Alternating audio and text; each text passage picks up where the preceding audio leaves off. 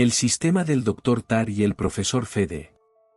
Durante el otoño de 18, mientras realizaba un recorrido por las provincias del extremo sur de Francia, mi ruta me llevó a unas pocas millas de una cierta maison de santé o casa de locos privada, de la que había oído hablar mucho en París por mis amigos médicos.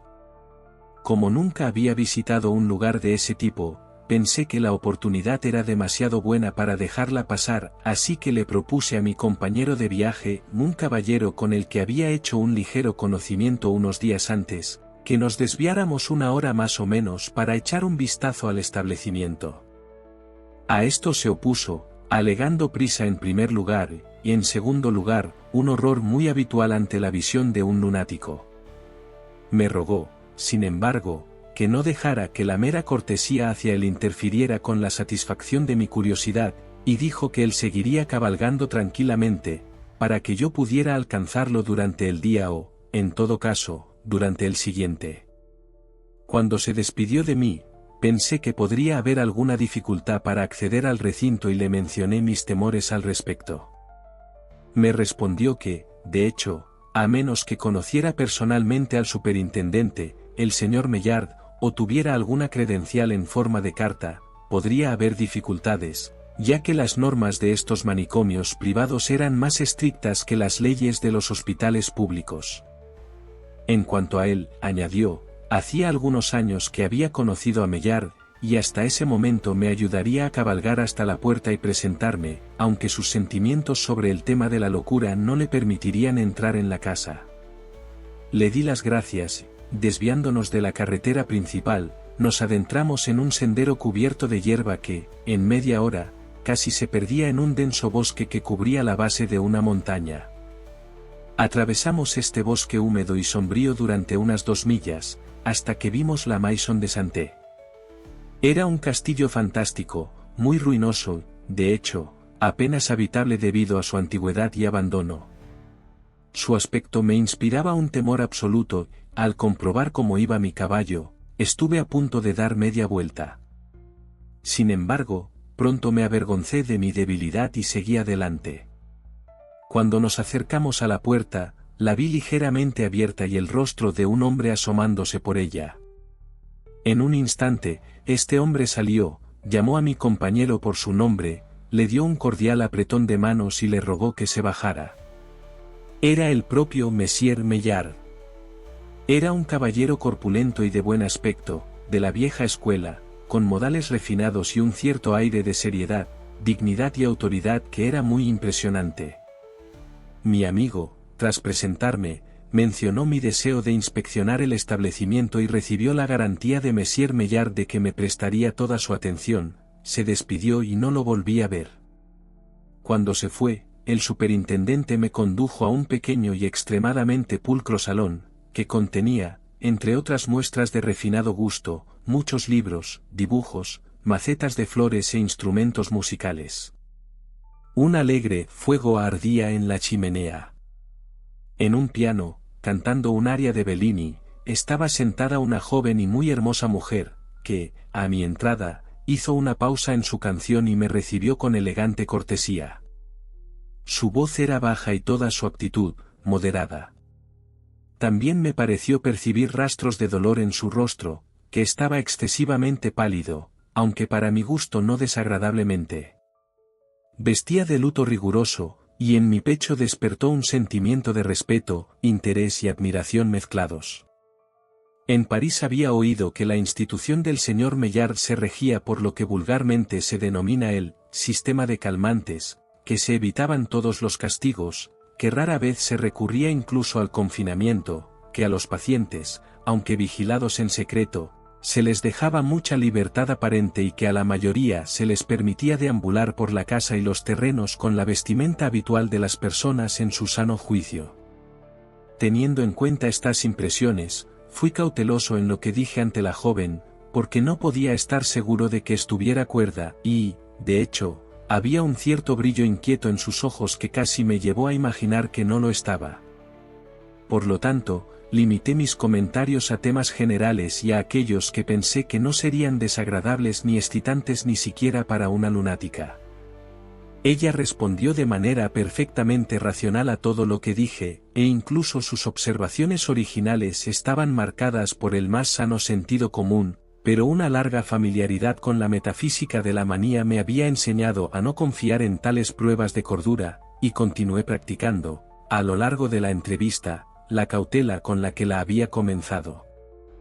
En ese momento, un elegante lacayo de Librea trajo una bandeja con fruta, vino y otros refrigerios, de los que tomé, y la dama salió de la habitación poco después. Cuando se marchó, volví los ojos hacia mi anfitrión con aire inquisitivo. No, dijo, oh, no, es un miembro de mi familia, mi sobrina, y una mujer muy culta. Le ruego 1000 perdones por la sospecha, respondí, pero, por supuesto, sabrá disculparme. La excelente administración de sus asuntos aquí es bien conocida en París, y pensé que era posible, ya sabe. Sí, sí, no diga más, o mejor dicho, soy yo quien debería agradecerle la encomiable prudencia que ha demostrado. Rara vez encontramos tanta previsión en los jóvenes y, más de una vez, se ha producido algún infortunado contratiempo como consecuencia de la imprudencia de nuestros visitantes. Mientras mi sistema anterior estaba en funcionamiento, y mis pacientes tenían el privilegio de deambular a su antojo, a menudo se veían arrastrados a un frenesí peligroso por personas imprudentes que llamaban para inspeccionar la casa. Por lo tanto, me vi obligado a imponer un rígido sistema de exclusión, y no se permitía el acceso a las instalaciones a aquellos en cuya discreción no podía confiar. Mientras su antiguo sistema estaba en funcionamiento, dije, repitiendo sus palabras.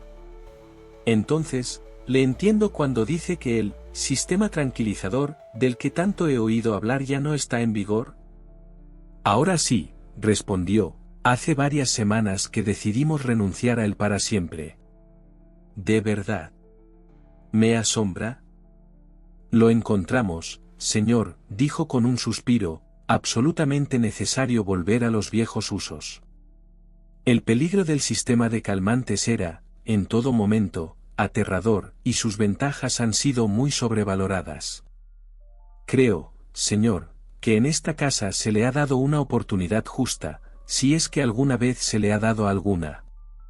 Hicimos todo lo que la humanidad racional podía sugerir. Lamento que no nos haya podido visitar antes, para que pudiera juzgar por sí mismo. Pero supongo que está familiarizado con la práctica de la sedación, con sus detalles. No del todo. Lo que he oído ha sido de tercera o cuarta mano. Puedo describir el sistema, entonces, en términos generales, como uno en el que se complacía a los pacientes. No contradijimos ninguna fantasía que entrara en los cerebros de los locos. Al contrario, no solo los complacimos, sino que los alentamos, y muchas de nuestras curas más permanentes se han logrado de esta manera. No hay argumento que conmueva tanto la débil razón del loco como el riumente made obserden. Hemos tenido hombres, por ejemplo, que se creían pollos. La cura consistía en insistir en que era un hecho, a acusar al paciente de estupidez por no percibirlo suficientemente como un hecho, y así negarle cualquier otra dieta durante una semana que no fuera la que corresponde a un pollo. De esta manera, un poco de maíz y grava hicieron maravillas. ¿Pero era todo este tipo de aquiescencia? De ninguna manera. Confiábamos mucho en entretenimientos sencillos, como la música, el baile, los ejercicios gimnásticos en general, las cartas, ciertos tipos de libros, etc. Fingíamos tratar a cada individuo como si tuviera un trastorno físico común, y nunca se empleaba la palabra locura. Un gran punto era poner a cada lunático a vigilar las acciones de todos los demás. Dar confianza en la comprensión o discreción de un loco, es ganárselo en cuerpo y alma. De esta manera pudimos prescindir de un costoso cuerpo de guardianes. ¿Y no tenían castigos de ningún tipo? Ninguno. ¿Y nunca confinaron a sus pacientes? Muy rara vez. De vez en cuando, cuando la enfermedad de algún individuo llegaba a una crisis o daba un repentino cambio de furia, lo trasladábamos a una celda secreta, para que su trastorno no infectara al resto, y lo manteníamos allí hasta que podíamos enviarlo con sus amigos, porque con el maníaco furioso no tenemos nada que hacer. Por lo general, lo trasladan a los hospitales públicos. Y ahora ha cambiado todo esto, y cree que para mejor. Decididamente. El sistema tenía sus desventajas e incluso sus peligros. Ahora, afortunadamente, ha estallado en todas las masas de santé de Francia. Me sorprende mucho lo que me dice, porque me aseguré de que, en este momento, no existía ningún otro método de tratamiento para la manía en ninguna parte del país. Aún eres joven, amigo mío, respondió mi anfitrión, pero llegará el momento en que aprenderás a juzgar por ti mismo lo que sucede en el mundo, sin confiar en los chismes de los demás. No creas nada de lo que oigas, y solo la mitad de lo que veas. Ahora, en cuanto a nuestras masas de santé, está claro que algún ignorante te ha engañado. Sin embargo, después de la cena, cuando se haya recuperado lo suficiente del cansancio del viaje, estaré encantado de enseñarle la casa y presentarle un sistema que, en mi opinión, y en la de todos los que han sido testigos de su funcionamiento, es incomparablemente el más eficaz que se ha ideado hasta ahora. ¿El suyo?, pregunté. ¿Uno de su propia invención? Me enorgullece, respondió, reconocer que lo es, al menos en cierta medida. Conversé así con el señor Maillard durante 1 o 2 horas, durante las cuales me mostró los jardines y los invernaderos del lugar. No puedo dejar que vea a mis pacientes, dijo, al menos por ahora. Para una mente sensible, siempre hay algo más o menos chocante en tales exhibiciones, y no quiero estropearle el apetito para la cena. Vamos a cenar. Puedo prepararle ternera a la menehoul, con coliflor en salsa velouté, después de eso una copa de clos de Bouhot, y sus nervios se habrán calmado lo suficiente. A las 6, anunciaron la cena, y mi anfitrión me condujo a un gran comedor, donde se reunía una compañía muy numerosa, 25 o 30 en total. Al parecer, eran personas de rango, ciertamente de alta alcurnia, aunque sus vestimentas, pensé, eran extravagantemente ricas, participando un poco demasiado de la ostentosa elegancia de la vieja corte. Noté que al menos 2/3 de estos invitados eran mujeres, y algunas de ellas no estaban en absoluto ataviadas con lo que un parisino consideraría de buen gusto en la actualidad. Muchas mujeres, por ejemplo, cuya edad no podía ser inferior a los 70 años, estaban adornadas con una profusión de joyas, como anillos, pulseras y pendientes, y llevaban los pechos y los brazos vergonzosamente desnudos. Observé, además, que muy pocos de los vestidos estaban bien hechos o, al menos, que muy pocos de ellos le quedaban bien a quien los llevaba.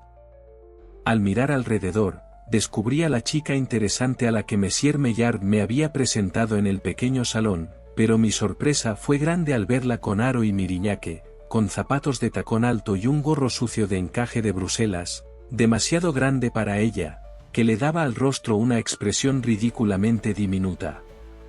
Cuando la vi por primera vez, vestía, de la manera más favorecedora, de luto riguroso. Había un aire de rareza, en resumen, en el vestido de todo el grupo, que, al principio, me hizo recurrir a mi idea original del sistema calmante, y pensar que Monsieur Maillard había querido engañarme hasta después de la cena, para que no experimentara ninguna sensación incómoda durante la comida, al encontrarme cenando con lunáticos, pero recordé que me habían informado, en París, que los provincianos del sur eran gente peculiarmente excéntrica, con un gran número de nociones anticuadas, y...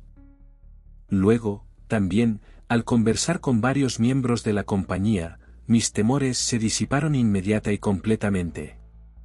El comedor en sí, aunque tal vez lo suficientemente cómodo y de buenas dimensiones, no tenía demasiada elegancia. Por ejemplo, el suelo no tenía alfombra, en Francia, sin embargo, a menudo se prescinde de la alfombra. Las ventanas tampoco tenían cortinas, las contraventanas, al estar cerradas, estaban bien sujetas con barras de hierro, colocadas en diagonal, a la manera de nuestras contraventanas de tienda habituales. Observé que el apartamento formaba, en sí mismo, un ala del castillo, y por lo tanto las ventanas estaban en 3 lados del paralelogramo, estando la puerta en el otro. Había no menos de 10 ventanas en total. La mesa estaba magníficamente puesta. Estaba cargada de platos, y más que cargada de manjares. La profusión era absolutamente bárbara. Había suficientes carnes como para haber dado un festín a los Anakin. Nunca en mi vida había presenciado un derroche tan suntuoso y despilfarrador de las cosas buenas de la vida. Sin embargo, el montaje parecía tener muy poco gusto, y mis ojos, acostumbrados a luces tenues, se ofendieron tristemente por el resplandor prodigioso de una multitud de velas de cera que, en candelabros de plata, estaban depositadas sobre la mesa y por toda la habitación, donde quiera que se pudiera encontrar un lugar. Había varios sirvientes activos presentes, y, en una gran mesa, en el extremo más alejado del apartamento, estaban sentadas 7 u 8 personas con violines, flautines, trombones y un tambor. Estos tipos me molestaron mucho, a intervalos, durante la comida, con una infinita variedad de ruidos, que pretendían ser música y que parecían entretener mucho a todos los presentes, excepto a mí. En general, no pude evitar pensar que había mucho de extraño en todo lo que veía, pero el mundo está formado por todo tipo de personas, con todas las formas de pensar y todo tipo de costumbres convencionales. Yo también había viajado tanto que era bastante experto en el Nil Admirari, así que me senté muy tranquilo a la derecha de mi anfitrión, teniendo un excelente apetito, hice justicia al buen vino que me pusieron delante. Mientras tanto, la conversación era animada y general. Las damas, como de costumbre, hablaban mucho. Pronto descubrí que casi todos los invitados eran cultos, y mi anfitrión era un mundo de anécdotas de buen humor en sí mismo.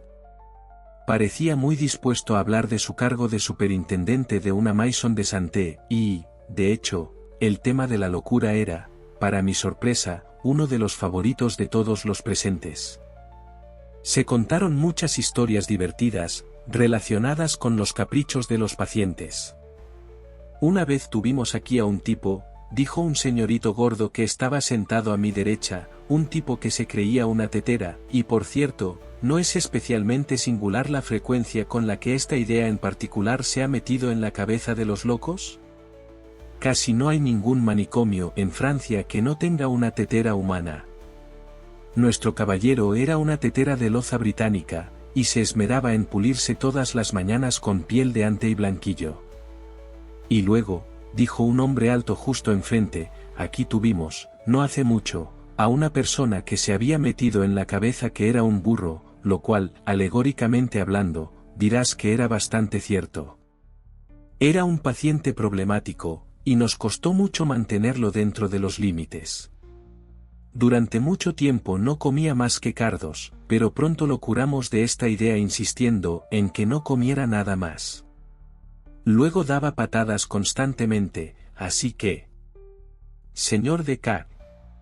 Le agradecería que se comportara, interrumpió aquí una anciana que estaba sentada junto al orador. Por favor, mantenga los pies quietos. Ha estropeado mi brocado. ¿Es necesario, por favor, ilustrar un comentario con un estilo tan práctico? Nuestro amigo aquí presente cegueramente puede entenderle sin todo esto. Palabra, es usted casi tan burro como el pobre infeliz se imaginaba. Su actuación es muy natural, de verdad. ¿Mil pardons? Mademoiselle? Respondió Monsieur de Cac, al que se dirigían las palabras. ¿Mil pardons? No tenía intención de ofender. Mademoiselle Laplace, Monsieur de Cac tendrá el honor de tomar vino con usted. Aquí Monsieur de Cac hizo una profunda reverencia, besó su mano con mucha ceremonia y tomó vino con Mademoiselle Laplace. Permítame, mon ami, dijo ahora el señor Maillard, dirigiéndose a mí, permítame enviarle un bocado de esta ternera a la St. Menold, le resultará especialmente buena. En ese momento, 3 robustos camareros acababan de depositar con seguridad sobre la mesa un enorme plato, o bandeja, que contenía lo que yo suponía que era el monstrum horrendum, informe, ingens, qui lumen ademptum. Sin embargo, un examen más detenido me aseguró que solo era un pequeño ternero asado entero, colocado sobre sus rodillas, con una manzana en la boca, como es la moda inglesa de aderezar una liebre. Gracias, no, respondí, a decir verdad, no soy particularmente partidario de la ternera a la St., ¿cómo se dice? Porque no me parece que me vaya del todo bien. Sin embargo, cambiaré mi plato y probaré un poco de conejo. Había varios platos de acompañamiento en la mesa, que contenían lo que parecía ser el conejo francés común, un morceau muy delicioso, que puedo recomendar. Pierre, exclamó el anfitrión, cambia el plato de este caballero y dale un acompañamiento de este conejo al gato. ¿De qué? Dije. De este conejo al gato. Pues, gracias, pero pensándolo mejor, no. Me serviré un poco de jamón. No se sabe lo que uno come, pensé para mis adentros, en las mesas de esta gente de provincias. No tomaré nada de su conejo con salsa de tomate, y, por cierto, tampoco nada de su gato con salsa de tomate. Y luego, dijo un personaje de aspecto cadavérico, cerca del pie de la mesa, retomando el hilo de la conversación donde se había roto, y luego, entre otras rarezas, tuvimos un paciente, hace tiempo, que se mantuvo muy pertinazmente como un queso de Córdoba, y anduvo por ahí, con un cuchillo en la mano, solicitando a sus amigos que probasen una pequeña rebanada del centro de su pierna. Era un gran tonto, sin duda, intervino alguien, pero no se puede comparar con cierto individuo a quien todos conocemos, a excepción de este extraño caballero. Me refiero al hombre que se creía una botella de champán y siempre se iba con un pop y un fizz, de esta manera. Aquí el orador, muy groseramente, como pensé, se metió el pulgar derecho en la mejilla izquierda, lo retiró con un sonido parecido al de un corcho al ser descorchado y, a continuación, con un hábil movimiento de la lengua sobre los dientes, creó un agudo silbido y burbujeo, que duró varios minutos, imitando la espuma del champán. Vi claramente que este comportamiento no le agradaba mucho al señor Maillard, pero ese caballero no dijo nada y la conversación la reanudó un hombre bajito y muy delgado con una gran peluca. Y luego estaba un ignorante, dijo, que se confundió con una rana, a la que, por cierto, se parecía bastante. Ojalá lo hubiera visto, señor, aquí el orador se dirigió a mí, le habría alegrado el corazón ver los aires naturales que se daba. Señor, si ese hombre no era una rana, solo puedo observar que es una pena que no lo fuera. Su croar así, OOGH, era la nota más fina del mundo, si bemol, y cuando ponía los codos sobre la mesa así, después de tomar una copa o dos de vino, y abría la boca así, y enroscaba los ojos así, y los guiñaba con excesiva rapidez, así, entonces, señor, me atrevo a decir, positivamente, que usted habría quedado perdido en la admiración del genio del hombre. No me cabe duda, dije. Y luego, dijo alguien más, luego estaba Petit Gallard, que se creía una pizca de rapé y estaba realmente angustiado porque no podía meterse entre el dedo índice y el pulgar. Y luego estaba Jules de Soulieres, que era un genio muy singular, de hecho, y se volvió loco con la idea de que era una calabaza. Persiguió al cocinero para que lo metiera en pasteles, cosa que el cocinero se negó indignado a hacer. Por mi parte, no estoy en absoluto seguro de que un pastel de calabaza a la de Soulieres no hubiera sido realmente muy sabroso. Me asombra, dije, y miré inquisitivamente a Monsieur Maillard. Ja, ja, ja, dijo ese caballero, ji, ji, ji. Ji, ji, ji. Jo, jo, jo. Jo, jo, jo. Yu, yu. Muy bueno, de verdad. No debe asombrarse, mon ami, nuestro amigo aquí es un ingenioso, un gracioso, no debe entenderlo al pie de la letra. Y luego, dijo otro de los presentes, llegó Bouf von Legrand, otro personaje extraordinario a su manera. Enloqueció por amor y se creía poseído de dos cabezas. Sostenía que una de ellas era la cabeza de Cicerón, la otra, imaginaba que era una cabeza compuesta, siendo la de Demóstenes desde la parte superior de la frente hasta la boca, y la de Lord Brougham desde la boca hasta la barbilla. No es imposible que se equivocara, pero te habría convencido de que tenía razón, porque era un hombre de gran elocuencia. Tenía una pasión absoluta por la oratoria y no podía evitar exhibirse. Por ejemplo, solía saltar así sobre la mesa del comedor, y aquí un amigo, al lado del orador, le puso una mano en el hombro y le susurró unas palabras al oído, tras lo cual dejó de hablar de repente y se dejó caer en su silla. Y luego, dijo el amigo que había susurrado, estaba Boulard, el tótem. Lo llamo el tótem porque, de hecho, se le había apoderado la idea graciosa, pero no del todo irracional, de que se había convertido en un tótem. Te habrías reído a carcajadas al verlo girar. Se daba la vuelta sobre un talón cada hora, de esta manera, así. Aquí el amigo al que acababa de interrumpir con un susurro, se desempeñó de una manera exactamente similar. Pero entonces, exclamó la anciana con toda su voz, su Monsieur Boulard era un loco, y un loco muy tonto en el mejor de los casos, porque, permítame preguntarle, ¿quién ha oído hablar de un hombre tetum? Es absurdo. Madame Joyeuse era una persona más sensata, como usted sabe. Tenía un capricho, pero era un instinto con sentido común, y daba placer a todos los que tenían el honor de conocerla. Tras madura deliberación, descubrió que, por algún accidente, se había convertido en un gallo, pero, como tal, se comportaba con corrección. Batió las alas con un efecto prodigioso, así, y, en cuanto a su canto, era delicioso. Kikiriki, kikiriki, kikiriki. La dama, a quien me sorprendió mucho escuchar que se dirigían como Madame Joyeuse, después de la descripción de Madame Joyeuse que acababa de dar, se sonrojó hasta las cejas y parecía excesivamente avergonzada por la reprimenda. Bajó la cabeza y no dijo ni una sílaba en respuesta. Pero otra dama más joven retomó el tema.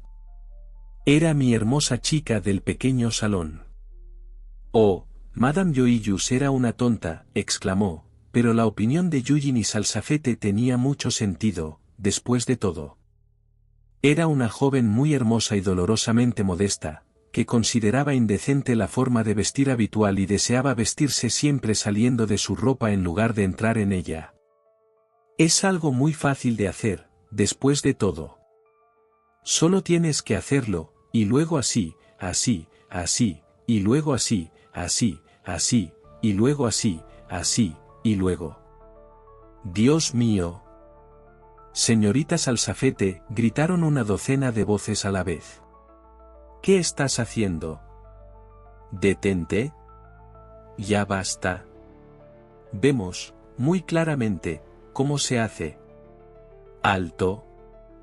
Alto, y varias personas ya estaban saltando de sus asientos para impedir que la señorita Salsafette se pusiera a la altura de la Venus de los Médicis, cuando el punto se logró de manera muy efectiva y repentina por una serie de fuertes gritos o alaridos, desde alguna parte del cuerpo principal del castillo.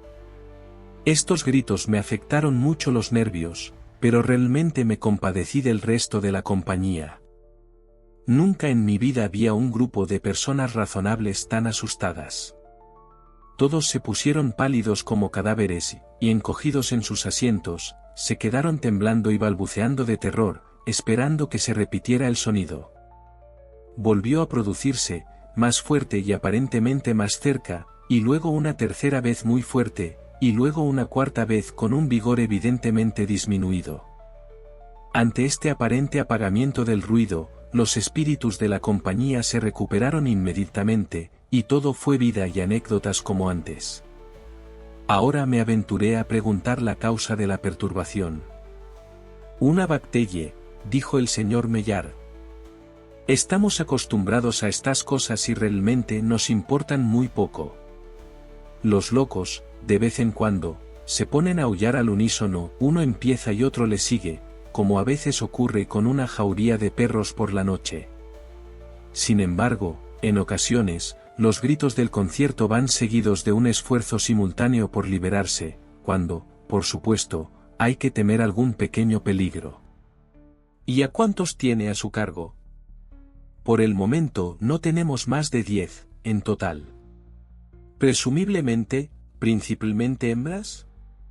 Oh, no, todos ellos son hombres, y también tipos fornidos, se lo aseguro. ¿De verdad? Siempre he entendido que la mayoría de los lunáticos eran del sexo débil. Por lo general es así, pero no siempre. Hace algún tiempo, había unos 27 pacientes aquí y, de ese número, no menos de 18 eran mujeres, pero, últimamente, las cosas han cambiado mucho, como ves. Sí, han cambiado mucho, como ves, interrumpió aquí el caballero que le había roto las espinillas a la señorita Laplace.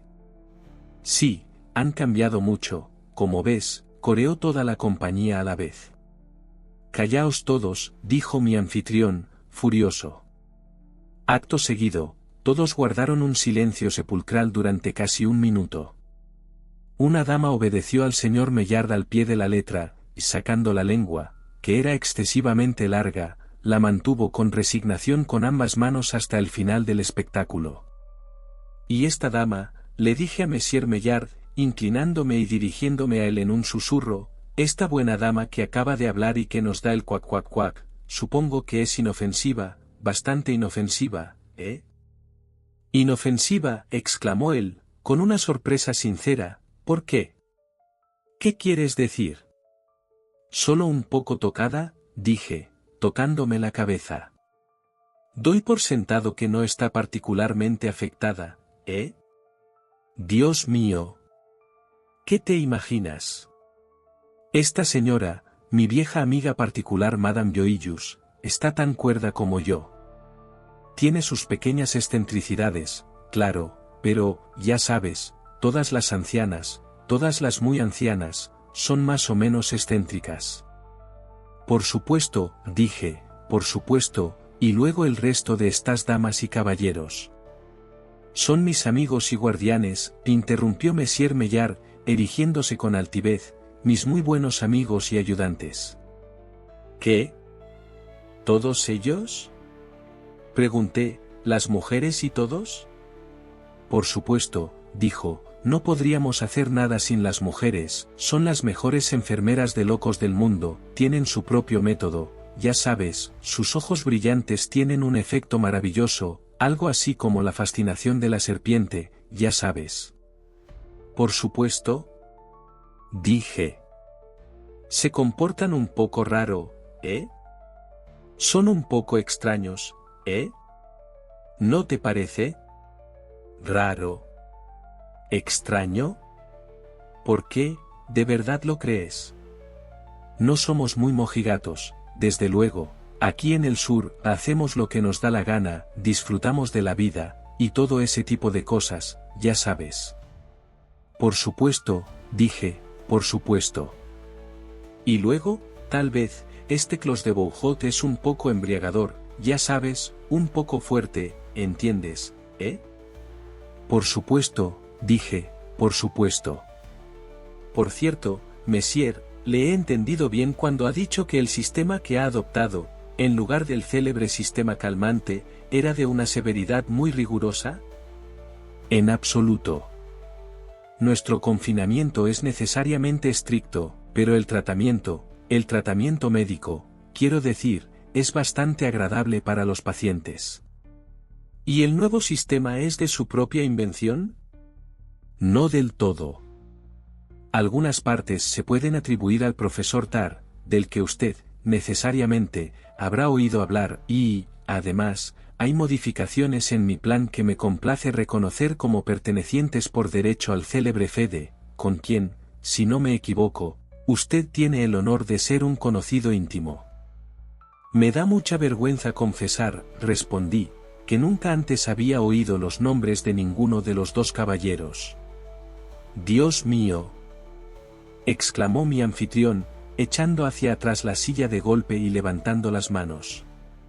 Seguro que no le he oído bien. No quería decir, que nunca había oído hablar ni del doctor Tarr ni del célebre profesor Fede. Me veo obligado a reconocer mi ignorancia, respondí, pero la verdad debe mantenerse inviolable por encima de todas las cosas.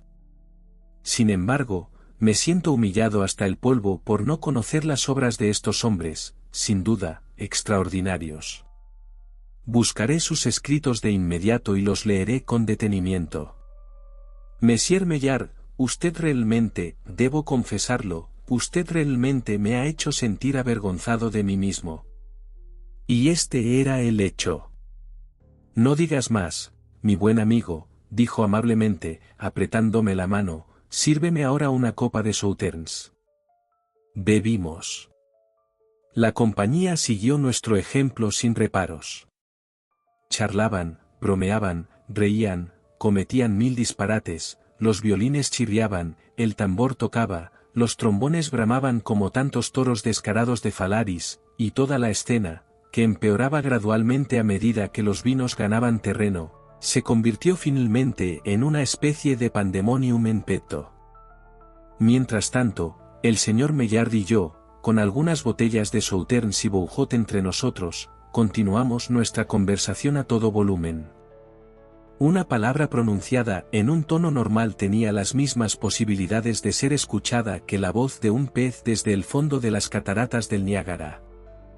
Y, señor, le dije gritándole al oído, antes de la cena mencionó algo sobre el peligro que entrañaba el antiguo sistema de sedación. ¿Cómo es eso? Sí, respondió, en ocasiones, el peligro era realmente muy grande. No hay quien sepa prever los caprichos de los locos y, en mi opinión, así como en la del doctor Tarr y el profesor Fede, nunca es seguro permitirles que anden sueltos sin vigilancia. Un lunático puede ser apaciguado, como se dice, durante un tiempo, pero, al final, es muy probable que se vuelva obstinado. Su astucia, también, es proverbial y grande. Si tiene un proyecto en mente, oculta su designio con una sabiduría maravillosa, y la destreza con la que finge cordura presenta, para el metafísico, uno de los problemas más singulares en el estudio de la mente. Cuando un loco parece completamente cuerdo, de hecho, ya es hora de ponerle una camisa de fuerza. Pero el peligro, mi querido señor, del que hablaba, en su propia experiencia, durante su control de esta casa, ¿ha tenido razones prácticas para pensar que la libertad es peligrosa en el caso de un lunático? ¿Aquí? ¿En mi propia experiencia? Pues, debo decir que sí. Por ejemplo, no hace mucho tiempo, ocurrió una circunstancia singular en esta misma casa. El sistema de calmantes, como usted sabe, estaba entonces en funcionamiento, y los pacientes estaban en libertad. Se comportaban extraordinariamente bien, sobre todo, cualquiera en su sano juicio podría haber sabido que se estaba tramando algún plan diabólico a partir de ese hecho en particular, que los tipos se comportaran tan extraordinariamente bien. Y, efectivamente, una hermosa mañana los guardianes se encontraron esposados de pies y manos y arrojados a las celdas, donde fueron atendidos, como si fueran los locos, por los propios locos, que habían usurpado los cargos de los guardianes. No me digas. Nunca he oído nada tan absurdo en mi vida. De hecho, todo sucedió por medio de un tipo estúpido, un lunático, que, de alguna manera, se había metido en la cabeza que había inventado un sistema de gobierno mejor que cualquier otro del que se hubiera oído hablar antes, un gobierno lunático, quiero decir. Supongo que quería poner a prueba su invento, así que convenció al resto de los pacientes para que se unieran a él en una conspiración para derrocar a los poderes reinantes. ¿Y realmente lo consiguió? Sin duda. Los guardianes y los guardados pronto tuvieron que intercambiar sus lugares. No exactamente eso tampoco, porque los locos habían quedado libres, pero los guardianes fueron encerrados en celdas inmediatamente y tratados, lamento decirlo, de una manera muy desconsiderada. Pero supongo que pronto se llevó a cabo una contrarrevolución. Esta situación no pudo haber existido por mucho tiempo. La gente del campo en los alrededores, los visitantes que venían a ver el establecimiento, habrían dado la alarma. Ahí lo tienes. El cabecilla rebelde era demasiado astuto para eso. No admitía visitas en absoluto, con la excepción, un día, de un joven de aspecto muy estúpido al que no tenía motivos para temer. Lo dejó entrar para que viera el lugar, solo por variar, para divertirse un poco con él. En cuanto lo tuvo suficientemente embobado, lo dejó salir y lo mandó a hacer su vida. ¿Y cuánto tiempo reinaron los locos? Oh, mucho tiempo, de hecho, un mes seguro, cuanto más no sabría decirte con precisión. Mientras tanto, los locos se lo pasaron en grande, te lo aseguro. Se quitaron sus andrajosas ropas y se hicieron con el armario y las joyas de la familia. Las bodegas del castillo estaban bien surtidas de vino, y estos locos son los demonios que saben beberlo. Vivieron bien, te lo aseguro. ¿Y el tratamiento? ¿Cuál fue el tipo de tratamiento que el líder de los rebeldes puso en práctica? Pues bien, en cuanto a eso, un loco no es necesariamente un tonto, como ya he observado, y en mi sincera opinión, su tratamiento fue mucho mejor que el que sustituyó. Era un sistema muy bueno, de hecho, simple, pulcro, sin problemas, de hecho, era delicioso. Fue entonces cuando las observaciones de mi anfitrión se vieron interrumpidas por otra serie de gritos, del mismo carácter que los que nos habían desconcertado anteriormente. Esta vez, sin embargo, parecían proceder de personas que se acercaban rápidamente. «Santo cielo», exclamé, «los locos se han desatado sin duda». «Me temo que es así», respondió el señor Mellard, que ahora estaba excesivamente pálido. Apenas había terminado la frase, cuando se oyeron fuertes gritos e imprecaciones debajo de las ventanas, inmediatamente después, se hizo evidente que algunas personas de fuera estaban tratando de entrar en la habitación. Golpeaban la puerta con lo que parecía un mazo, y las contraventanas se retorcían y sacudían con una violencia prodigiosa. Se produjo una escena de la más terrible confusión. Monsieur Mellard, para mi excesivo asombro, se arrojó debajo del aparador.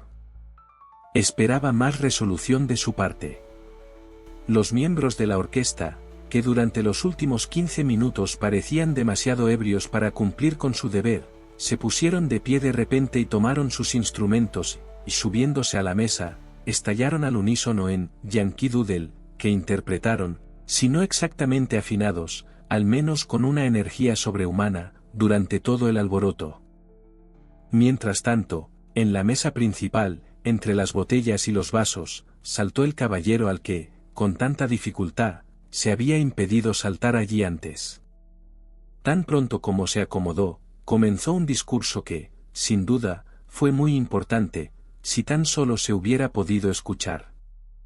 Al mismo tiempo, el hombre con la predilección por el tamboril se puso a dar vueltas por el apartamento con una energía inmensa y con los brazos extendidos en ángulo recto con su cuerpo, de modo que tenía todo el aspecto de un tamboril, de hecho, y derribaba a todo el que se le cruzaba en el camino. Y ahora, también, al oír un increíble estallido y burbujeo de champán, descubrí por fin que procedía de la persona que había descorchado la botella de esa delicada bebida durante la cena. Y luego, de nuevo, el hombre rana se alejó graznando como si la salvación de su alma dependiera de cada nota que emitía. Y, en medio de todo esto, el rebuzno continuo de un burro se elevó por encima de todo. En cuanto a mi vieja amiga, Madame Joyeuse, realmente podría haber llorado por la pobre señora, parecía tan terriblemente perpleja. Sin embargo, lo único que hizo fue ponerse de pie en un rincón, junto a la chimenea, y cantar incesantemente a pleno pulmón, kikiriki. Y ahora llegó el clímax, la catástrofe del drama. Como no se ofreció resistencia alguna, más allá de los gritos y los cacareos, a las invasiones del grupo de fuera, las 10 ventanas fueron rotas muy rápidamente y casi simultáneamente. Pero nunca olvidaré la emoción de asombro y horror con la que contemplé, cuando, saltando por esas ventanas y cayendo entre nosotros en un batiburrillo de peleas, pisoteos, arañazos y aullidos, se precipitó un ejército perfecto de lo que yo tomé por chimpancés, orangutanes o grandes babuinos negros del Cabo de Buena Esperanza. Recibí una paliza terrible, tras la cual rodé bajo un sofá y me quedé quieto. Después de estar tendido allí unos 15 minutos, durante los cuales escuché con toda mi atención lo que sucedía en la habitación, llegué al mismo desenlace satisfactorio de esta tragedia. Al parecer, el señor Maillard, al darme la cuenta del lunático que había incitado a sus compañeros a la rebelión, simplemente había estado relatando sus propias hazañas. Este caballero había sido, de hecho, el superintendente del establecimiento unos 2 o 3 años antes, pero se volvió loco y se convirtió en un paciente. Este hecho era desconocido para el compañero de viaje que me presentó. Los guardianes, 10 en total, después de ser repentinamente dominados, primero fueron bien alquitranados, luego cuidadosamente emplumados y luego encerrados en celdas subterráneas. Habían estado así encarcelados durante más de un mes, periodo durante el cual Monsieur Maillard les había permitido generosamente no solo el alquitrán y las plumas que constituían su sistema, sino también algo de pan y abundante agua. Este último se les suministraba a diario.